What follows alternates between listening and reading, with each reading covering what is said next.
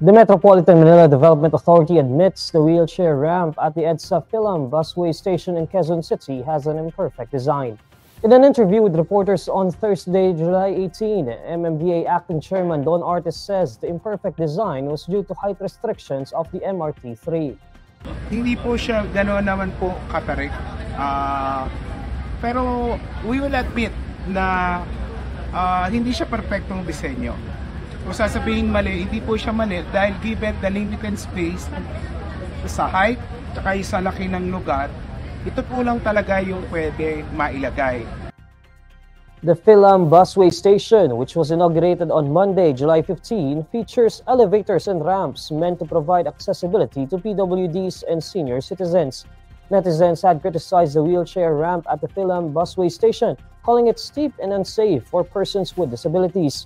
But Artes assures they will find ways to improve the ramp as it is yet to be opened for the public to use. Maaring may challenge ito lalong-lalo na sa mga naka-wheelchair. Pero I've been in touch with one of the premier architectural firm dito sa Pilipinas. Magkakaroon po kami ng inspection at magsasuggest po sila na ways kung paano pa improve. Kinausap ko rin po yung contractor. Actually, hindi pa naman po ito talagang tapos. Magtatalaga po tayo ng tao para mag-assist sa ating mga PWDs kung kailangan gumamit ditong ramp para ito.